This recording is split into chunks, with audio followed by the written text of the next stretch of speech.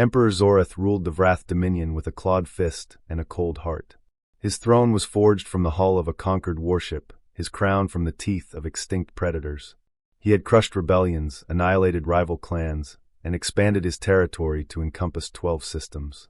His name was spoken with fear across the galactic arm. His eldest daughter was his greatest disappointment. Princess Kaelin had emerged from the birthing chamber too large, too strong, too much. Her frame was broad where Vrath females were expected to be sleek. Her features were sharp and angular, lacking the soft curves that court poets praised in her younger sisters. Her voice was a low rumble, not the melodic trill of noble ladies. She did not dance at court functions. She did not wear the jeweled battle scarves that marked a princess of the blood. She did not simper and charm and advance her father's political alliances through carefully negotiated courtships. Instead, she spent her days in the engineering bays. The palace engineers had tried to discourage her at first. The crown princess did not belong among grease-stained workers and humming reactor cores. But Kaelin had a gift. She could look at a damaged drive and see the flaw invisible to calibrated sensors. She could listen to a failing pump and identify the exact gear tooth that needed replacement. She could disassemble and reassemble a plasma injector faster than journeymen twice her age. Her father did not see a gift. He saw an embarrassment. "Your hands are covered in oil," he told her once, his mandibles curled in disgust. "You smell of coolant and burned metal. You are a princess of the Vrath Dominion. Act like one." Kaelin had looked at her hands, strong, capable, scarred from 100 successful repairs, and said nothing. She had learned at 23 years old that silence was her only defense against her father's contempt. The court followed the emperor's lead. Nobles who sought favor mocked the engineer princess in whispered asides. Suitors who came to court her sisters did not even glance in her direction. Her younger siblings, trained by their father's example, treated her with polite indifference that was, in its own way, more painful than outright cruelty. Kaelin retreated into her workshops. The engines did not mock her. The reactors did not whisper behind her back. The ships she repaired did not care about the shape of her face or the size of her frame. They simply worked or did not, and she made them work. She thought, sometimes, that this would be her life. Obscure and useful, tolerated but never valued, hidden in the humming heart of her father's palace until she grew old and gray and faded into irrelevance. Then the human delegation arrived. Emperor Zorith had received the humans with calculated disdain. They were a young species, barely 3 centuries into interstellar diplomacy. Their ships were functional but unremarkable. Their ambassadors were polite but unimpressive. They had nothing the Vrath Dominion wanted, except, perhaps, access to their unusual propulsion technology, which the Emperor's engineers had been unable to replicate. The humans, for their part, wanted something simple, a diplomatic marriage. Not a political alliance or a military treaty. Just a symbolic union between their species and the Vrath, a gesture of goodwill to smooth future negotiations. Emperor Zorith considered his options. His younger daughters were valuable political assets, carefully cultivated for maximum diplomatic advantage. He could not spare them for a symbolic gesture with an insignificant species. His eldest daughter, however, the Emperor smiled. It was not a kind smile. "Send Princess Kaelin," he said to his court. "The humans request a diplomatic marriage. Let them have our engineer. Perhaps they will appreciate what no one else wants." The court laughed. The nobles exchanged knowing glances. Even the Emperor's advisors, usually cautious in their counsel, nodded in approval. It was a perfect solution. The embarrassing princess disposed of, the humans placated, and the valuable daughters preserved for more important alliances. No one considered what Kaelin might want. No one asked her opinion. No one even told her until 3 hours before the human delegation's departure. She received the news in her workshop, her hands deep in the guts of a malfunctioning reactor.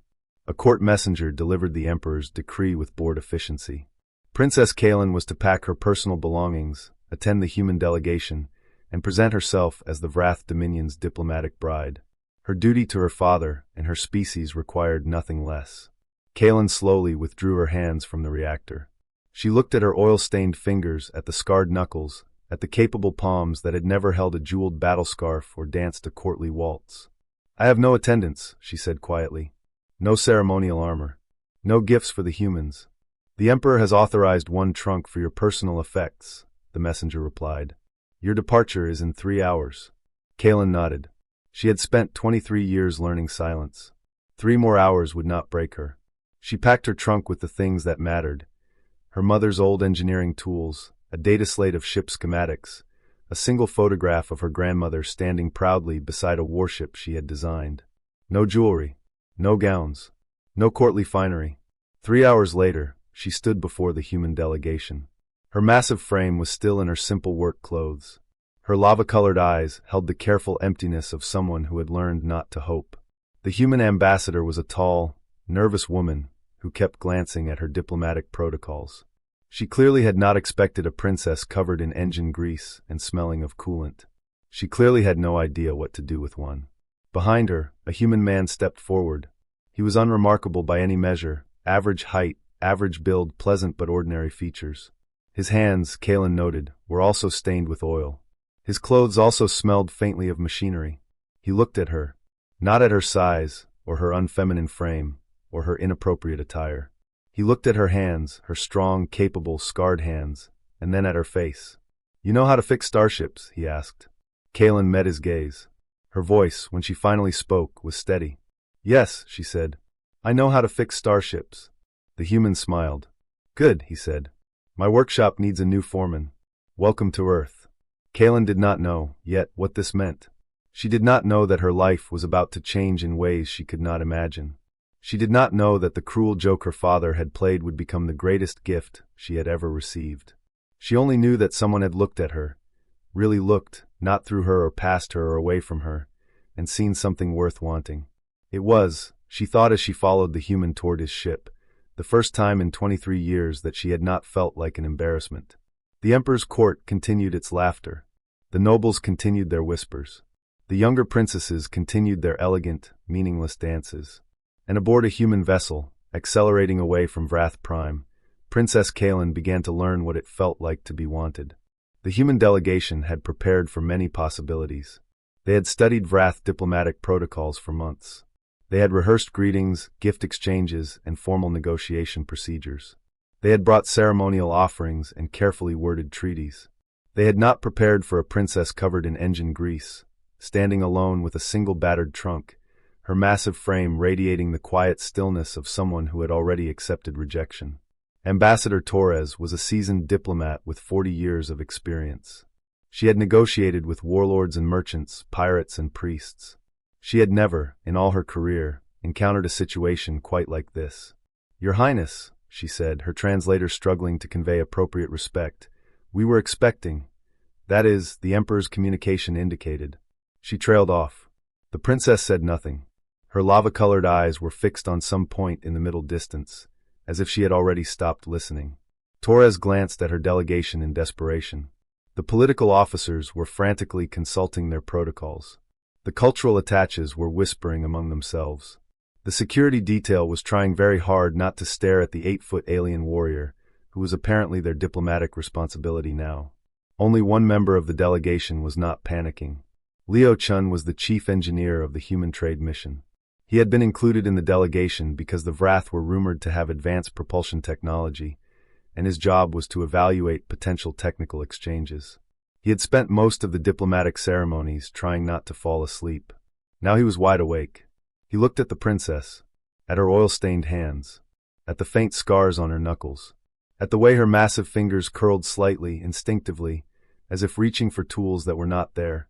He looked at her trunk, at the worn leather of her mother's tool roll, visible through a gap in the lid, at the data slate of ship schematics tucked carefully beside it. He looked at her face, at the careful emptiness in her eyes, the learned stillness of someone who had stopped expecting to be seen. "You know how to fix starships?" he asked. The princess blinked. Her gaze shifted from the middle distance to his face. For the first time since the delegation had arrived, something flickered in her lava-colored eyes. "Yes," she said. Her voice was low, steady. "I know how to fix starships." Leo nodded. He did not ask about her training, her credentials, her years of experience. He did not need to. He had spent 20 years in workshops and shipyards, and he had learned to recognize the people who belonged there. "My workshop needs a new foreman," he said. "Welcome to Earth." Ambassador Torres made a sound that might have been a strangled protest.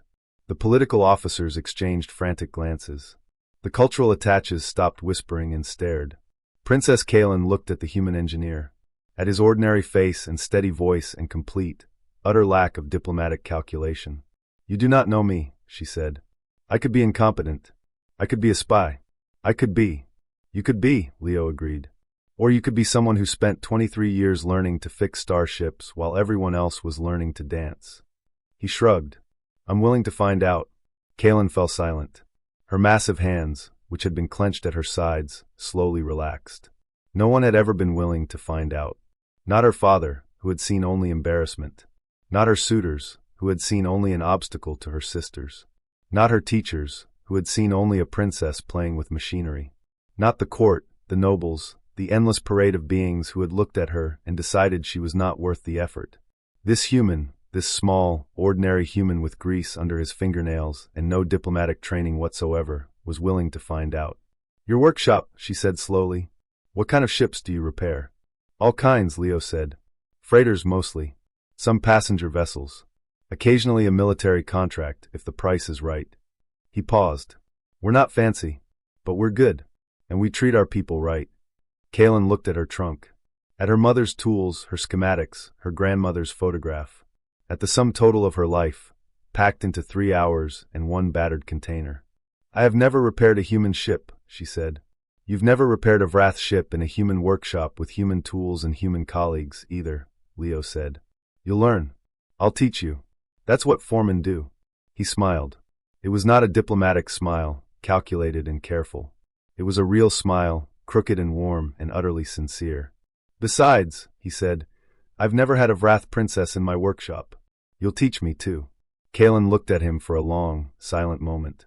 Her lava-colored eyes moved across his face, searching for deception, manipulation, the hidden calculations she had learned to expect from everyone who claimed to want her. She found nothing, only patience and curiosity, and the simple, uncomplicated welcome of someone who saw a skilled pair of hands and recognized a kindred spirit. "Very well," she said. "I will come to your workshop." Leo nodded. "Good. We leave in 2 hours. You'll need to pack." He glanced at her trunk, already packed, already waiting. "Or not," he said. "We can get you whatever else you need on Earth. Tools, clothes, a place to stay." He paused. "Whatever you want." Kaelin looked at her trunk. At her mother's tools, her schematics, her grandmother's photograph. At the only possessions she had been permitted to bring from the life she was leaving behind. "I have everything I need," she said. Leo nodded again. He did not press, did not question, did not try to fill the silence with diplomatic pleasantries. He simply stood beside her, waiting, as the ambassador frantically rearranged travel arrangements, and the political officers debated the implications of an engineer poaching a Vrath princess, and the cultural attaches composed increasingly desperate reports for their superiors. 2 hours later, Princess Kaelin of the Vrath Dominion boarded a human vessel bound for Earth. She carried her mother's tools, her grandmother's photograph, and the carefully guarded hope that she had never allowed herself to feel before. Behind her, Emperor Zoratha's court continued its laughter. Ahead of her, a human mechanic's workshop waited. She did not look back. Chen's workshop occupied a converted warehouse in the orbital industrial district of New Houston. It was not a prestigious location. The walls were bare metal, the floors stained with decades of spilled lubricant, and the climate control system had a persistent tendency to overheat on Tuesdays. It was, by any objective measure, a humble establishment. Princess Kaelin had never been in a place like it. Her first day, she stood in the center of the workshop floor and tried not to be overwhelmed. Human workers moved around her with casual efficiency, calling out greetings and complaints in equal measure. Tools hung on pegboards in no discernible order. A partially disassembled freighter engine occupied the main bay. The air smelled of ozone and hot metal and someone's lunch. No one bowed. No one whispered. No one stared at her size, her features, her unfeminine frame. They glanced, briefly, then returned to their work. Leo Chen appeared beside her, holding a cup of steaming coffee. "You look like you need it," he said. Kaelin accepted the cup. It was far stronger and far more bitter than she expected. She drank it anyway. He led her to a workbench in the corner, positioned near a large viewport overlooking Earth. The bench was clean, equipped with new diagnostic tools. "Thought you might want the view," Leo said. "Helps to see the sky when you're working on something difficult." Kaelin placed her mother's tool roll on the bench. Her massive hands trembled slightly as she unrolled the worn leather and arranged her inheritance on the clean metal. "Your tools are good," Leo said. Your mother taught you? Yes. She was the best engineer in our clan. She must have been proud. Kaylin's thumb found the familiar crack in her shoulder plate. She died before my first contract. I never got to show her what I could do. Leo nodded. Well, he said, you can show me instead. He introduced her to the other mechanics. Maya, who specialized in propulsion. Old Santos, who had been repairing ships since before Leo was born. A dozen others whose names she forgot, but whose faces she memorized. No one asked why a Vrath princess was standing in their workshop. No one questioned her credentials. They simply accepted her. The first week was difficult. Kaylin misdiagnosed a fuel injector. She calibrated a sensor array incorrectly. She broke Santos's 40-year-old diagnostic tool and spent an entire evening repairing it. It's fine, Santos said when she finally presented the restored tool. Better than new, actually. You've got good hands, princess. Kaylin looked at her hands, at the scars and calluses that her father had called unsightly, and her suitors had carefully avoided touching. Thank you, she said. Santos grunted and returned to work. The second week was easier. Kaylin learned the rhythm of the workshop. She discovered that Maya's propulsion expertise complemented her own knowledge of Vrath drive systems. She found that Santos appreciated her ability to diagnose problems by sound alone. Leo asked her opinion on engine calibrations. Not to be polite, because he genuinely wanted to know what she thought. The resonance frequency is off, she said. Adjust the phase alignment by 4 degrees. Leo made the adjustment. The engine smoothed immediately. I've been chasing that problem for 3 weeks. How'd you spot it? The Vrath use a similar configuration. You learn to hear the difference. We should add acoustic diagnostics to our training. You could teach it. Teach it? You know things we don't know. That's why you're here. The third week, Leo saved her a seat at lunch. It was a small gesture. The workshop's lunch table always had room for one more. But Kaylin had spent 23 years sitting alone, eating alone, existing in the margins of crowded rooms where no one thought to save her a place. She sat in the chair Leo had indicated. Maya was on her left, discussing a recalcitrant thruster. Santos was on her right, complaining about the coffee. Someone passed her a container of vegetables and told her it was actually pretty good. It was indeed pretty good. Kaylin looked around the table. No one whispered about her size. No one avoided her gaze. No one calculated her political value or assessed her marriage prospects. They just ate lunch. Together. With her. After lunch, Leo asked her to help with a damaged thruster. They worked in comfortable silence, passing tools back and forth with the unconscious synchronization of skilled craftsmen. You're good at this, Leo said. Really good. You care about the work. You don't cut corners or blame the tools. That's rare. Kaylin set down her wrench. No one has ever called me good at anything. Leo looked at her. Then no one was paying attention. I'm glad you're here, Kaylin. You belong here. Kaylin picked up her wrench and returned to work. Her hands did not tremble. I'm glad I'm here too. It was the first time she had ever said those words and meant them. 3 years passed. The walls of Chen's workshop remained bare metal. The floor stayed stained with lubricant, and the climate control system still overheated on Tuesdays. But something had changed. Kaylin had changed. Her workbench remained in the corner by the viewport, her mother's tools still arranged in precise order on the worn leather roll. But now the bench was covered with her own designs, schematics and calculations and handwritten notes that accumulated faster than she could file them. Prototype components waited in labeled containers for testing and integration.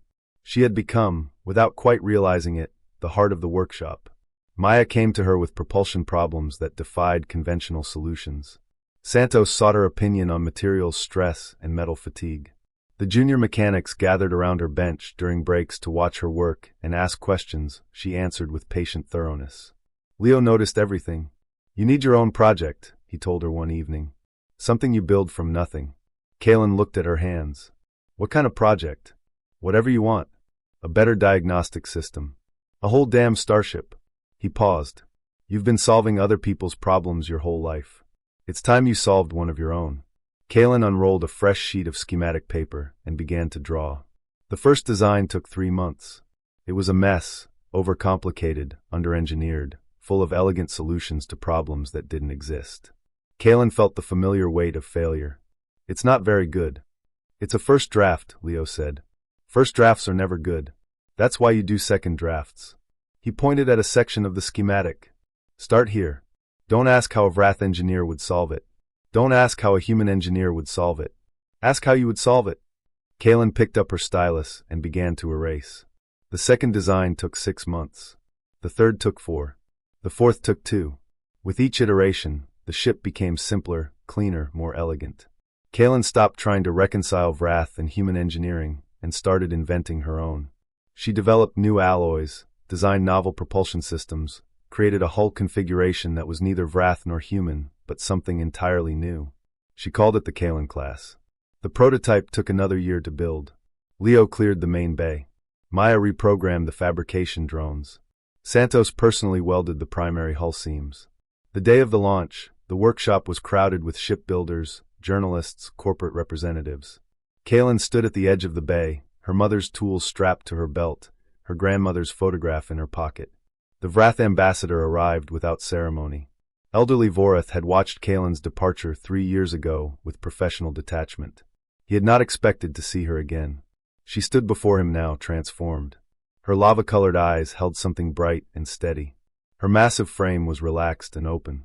Her oil-stained hands rested on the hull of her starship. "You built this," Vorath said. "I built this," Kaylin agreed. "It is remarkable." "Thank you." Vorath was silent. He thought of Emperor Zoratha's court, the whispers and casual cruelty that had shaped her childhood. He thought of the reports he had filed over 3 years, her growing reputation, her technical innovations, the quiet respect she had earned. "Your father does not know what he lost," he said carefully. Kaylin looked at him. Her eyes held no bitterness. "He never did. That was his loss, not mine." The Kaylin class rose from its construction cradle on pillars of blue-white thrust, ascending through the orbital dock's atmosphere shield and into the void. Its hull caught Earth's sunlight and reflected it in patterns of silver and shadow. The crowd applauded. Corporate representatives calculated. Leo stood beside her, silent and patient. "She flies beautifully," he said. "Yes," Kaylin said. "She does." Vorath transmitted his report that evening. He paused before sending it, then deleted the first draft and began again. "Your daughter has built a starship. The humans are not requesting more of her designs. They are requesting her. She has become essential." He paused again. "She is happy." Emperor Zorath would read the words and understand nothing. He had never understood his daughter. But Vorath had watched a princess stand beside a human mechanic, her massive frame relaxed, her eyes bright with something he had never seen in her before. Happiness. Behind her, Earth turned in its eternal orbit. Ahead, the galaxy waited. Leo brought her coffee. She accepted it without looking up from her calculations. "What's next?" he asked. Kaylin smiled. It was a small smile, quiet and private, the smile of someone who had finally found her place in the universe. "Whatever I want," she said. The message arrived on an ordinary Tuesday. The workshop's climate control was overheating, as it always did on Tuesdays. Santos grumbled about the coffee. Maya wrestled with a thruster assembly. Leo was under a freighter, diagnosing a power fluctuation. Kaylin sat at her bench by the viewport, reviewing schematics for the third Kaylin-class freighter. Her mother's tools lay in perfect order on worn leather. Her grandmother's photograph was tucked beside her data slate. Her communicator pulsed with urgent diplomatic priority. She opened the message. "Read it once. Read it twice." Her massive hands, usually so steady, rested motionless on the tool roll. "Princess Kaylin, daughter of Vala, heir of the Stonerender clan. By order of Emperor Zorath, you are formally invited to return to Vrath Prime. Your exile is rescinded. Your status is restored. You will be honored with a ceremony of reclamation and granted the position of chief engineer of the Imperial shipyards." Promises of celebration. Recognition. The respect she had never received. Kaylin set the communicator down and stared at Earth's distant curve. The workshop hummed around her. Santos's complaining. Maya's cursing. Leo's patient questions. The eternal, comforting noise of ordinary work. She did not notice Leo approach until he stood beside her, wiping grease from his hands. "What is it?" he asked. She handed him the communicator. He read it in silence. "What do you want to do?" he asked. Kaylin considered the question. She thought of her father's court. The whispers. The nobles who looked through her. The suitors who courted her sisters and pretended she did not exist. The careful emptiness she had worn like armor. She thought of the Imperial shipyards. Engineers who tolerated her, but never valued her. Supervisors who took credit for her work. the invisible ceiling she had pressed against every day. She thought of her father's face, his contempt, his casual cruelty, disguised as disappointment. And she thought of the workshop, the bare metal walls and stained floor, the broken climate control and terrible coffee, Maya's optimism and Santos's complaining, the hum of reactors and the smell of ozone, the quiet satisfaction of skilled hands doing meaningful work. She thought of Leo, his patient questions and genuine curiosity, his willingness to trust her with complex repairs, his ordinary face and steady voice and the way he looked at her, not through her, not past her, but at her, as if she was the only thing worth seeing. She thought of the Kalen class, sailing through the void on engines she had designed. The second hull, nearly complete. The third, taking shape in her schematics. The shipyard built to build her ships, staffed by engineers who sought her opinion and valued her expertise. She thought of the lunch table, where Maya saved her a seat and Santos saved her the last piece of bread, and Leo saved her from the silence she had lived in for 23 years. "I already have everything I need," she said. Leo nodded. He did not argue. He did not point out the honor or the prestige or the significance of her father's acknowledgement. He simply nodded. "Okay," he said. "I'll let the ambassador know." He turned to go. Kalen reached out and caught his wrist. "Leo," she said. He turned back. "Thank you," she said, "for asking what I wanted." Leo smiled.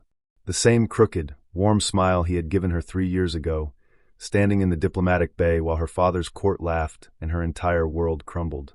"You don't have to thank me for that," he said. "It's your life. You're the only one who gets to decide what to do with it." He returned to his freighter. Kalen composed her response. "Emperor Zorith, your invitation is acknowledged. I decline. I have found my place. It is not Vrath Prime. It is here, among people who value me for what I can do, not who I was born to be. I wish you well. I will not return." She transmitted the message and returned to her schematics. The third Kalen class needed a more efficient coolant system. She had an idea about integrating Vrath heat exchange principles with human circulation pumps. It would take time. She was patient. She had learned patience here. Ambassador Vorith received Kalen's response on Vrath Prime.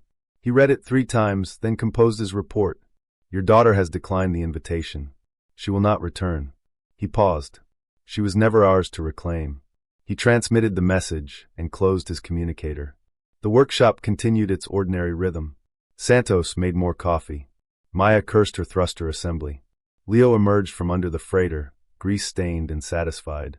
"Fixed it?" Kalen asked. "Fixed it," he confirmed. "You were right about the resonance frequency." "I usually am." Leo laughed. "Yeah, you usually are." He walked toward the coffee station. Kalen returned to her coolant system. Outside the viewport, Earth turned in its eternal orbit. The Kalen-class freighters sailed through the void, carrying goods and passengers, and the accumulated wisdom of 2 species and 1 woman who had refused to be defined by other people's limitations. And in a workshop with bare metal walls and a broken climate control system, a Vrath engineer sat at her bench, surrounded by schematics and data slates and the comfortable chaos of creative work. She did not look back. She did not need to. Everything she had ever wanted was right here, in the hum of reactors and the smell of ozone and the steady, patient voice of a man who had looked at her like she was the universe. It was enough. It was more than enough. It was everything.